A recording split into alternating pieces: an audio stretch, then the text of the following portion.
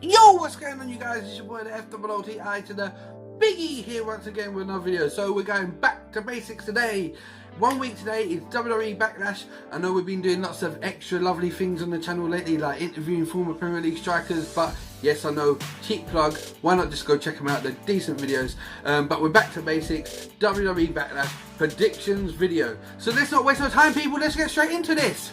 So first up on this predictions video, there's only been 5 matches announced for Backlash at the minute. There's 2 more that I reckon will be added, so I'm going to quickly touch on them first before I move on to the other stuff, just like I'm doing normally.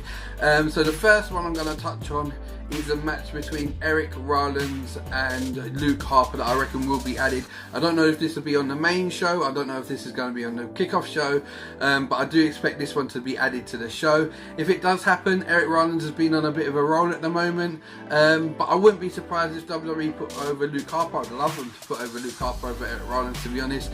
Always looked at Luke Harper as the other decent member of the Wyatt family after Bray. Eric Rollins was always kind of the runt of the litter that really didn't do too much. So if they do add this to the card, whether it's pre-show or main show, I do expect Luke Harper to go over. So Luke Harper for the win if they add this to the show. Next up, I want to talk about another one that hasn't been confirmed but pretty much does look like it'll be on the show, and that is Baron Corbin versus Sami Zayn. Now if this match happens, I expect Baron Corbin to go over Sami. I know it's really bad. I'd love Sami to start picking up momentum and picking up a win, but you know, the dub have made no qualms about being open the fact that they're going to push Baron Corbin by the end of the year. They want him to be in the title picture. They want Baron Corbin to look as big on Smackdown as Braun Strowman does on Raw. They've made that perfectly clear if you read all the dirt sheets. So Baron Corbin to go over the ultimate underdog Sami Zayn if this one happens. Let's move on, people. So we're on to the 5 matches that have actually been announced for Backlash. The first one I want to touch on is the women's 6-man tag between Becky Lynch, Charlotte and Naomi, taking on the team of Natalya, Carmella and Tamina. I'll be honest, I'm really looking forward to it.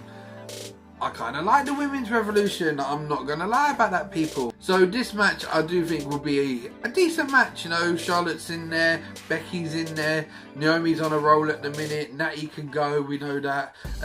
Carmella and Tamina can go as well. Carmella's like the weak link in there, but it should be entertaining while it lasts. Expect somewhere along the line to be an altercation between James Ellsworth and Becky Lynch. Maybe that might even be how the match ends. Maybe James Ellsworth will cost the team of Becky Lynch, Charlotte and Naomi the win, and obviously that might lead on to Becky versus James Ellsworth down the line. I know they keep on teasing that one. Maybe that might be the way they go, but yeah, it should be a great match as it lasts, and I'm going to stick to that. I'm going to go Naomi and Charlotte and Becky to lose, to James Ellsworth interfering in a kind of like typical WWE shenanigans matchup. So let's just move on, people. So next up I want to talk about Febreze versus the Usos for the WWE Smackdown Tag Team titles. Now, of late, Fandango and Tyler Breeze have been getting this big push by WWE. They've gone over the Ascension, they've won obviously the #1 contendership. I don't think this will be anything but just like a filler for the Usos. I think they're going to move on to the New Day when they arrive. But it is great, I think it really is great that Tyler Breeze and Fandango are being used. I'd like to see them be used a bit more often. I kind of like Tyler Breeze, I'm not even going to lie about that, and his little thing with Fandango is quite entertaining. I'd just like to see WWE start using their tag teams a bit more than the same old ones, and this is a great opportunity for them to do it. I think it'll be one-sided pretty much. I think the Usos will dominate this matchup all the way through there, and the Usos will get the win and still be your reigning and defending SmackDown Tag Team Champions at the end of the night, ready for the New Day to appear on SmackDown Live. Let's just move on, people. So next I want to touch on the debut of the man Shinsuke Nakamura taking on Dolph Ziggler. This one I'm looking forward to. Dolph can wrestle, Shinsuke Nakamura can wrestle. I know I've been talking to a couple of people and they feel that it's just going to be a squash and Nakamura is going to run through Dolph Ziggler. I don't actually think that's the case. On the European tour, Nakamura and Dolph Ziggler, they've been putting on matches between 10 and 15 minutes, and from what I've heard on the UK tour and the European tour is they've been going over really well, and people really being entertained by the match. So for the people that think it'd just be a Nakamura squash job, I don't actually think it that way. I think they'll try and look Dolph make it a bit of an impact in it, and I do think it will be a decent match while it lasts. So, but we all know, people, Shinsuke Nakamura for the win in this one. So let's just move on, people.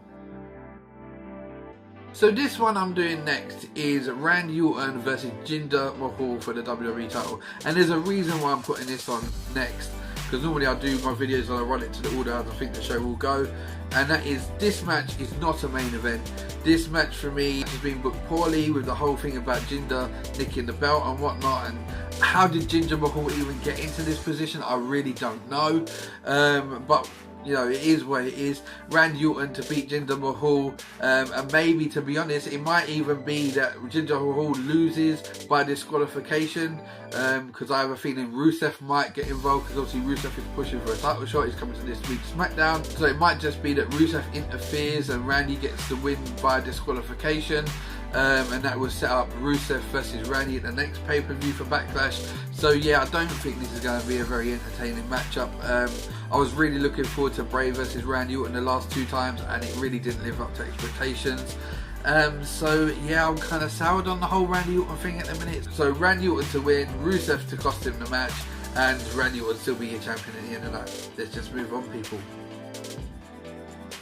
So last but not least on the show, what I would love to finish the show is the phenomenal AJ Styles taking on Kevin Owens for the United States Championship. Now this match to me screams wonderful things. I have a premonition that it will be great, because AJ Styles can wrestle, Kevin Owens can wrestle. The two of them together could make a lovely aroma of loveliness in the ring. I'm really looking forward to this match. I think this will be the match of the night, apart from probably Shinsuke Nakamura and Dolph Ziggler.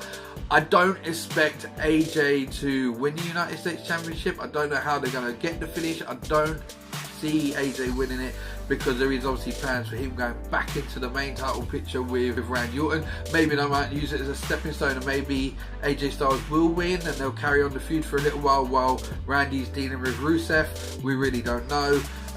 But yeah, I reckon to this to be a classic. I couldn't care less if they carry this one on for a couple pay-per-views, because I do think AJ Styles and Kevin Owens will give you decent quality matches. And yeah, I reckon I'm going for Kevin Owens to win by some sort of tomfoolery, and that will extend the run. I just can't see AJ Styles becoming the United States champion. So that was my Backlash predictions for Backlash 2017 on the WWE Network, coming up in 1 week today.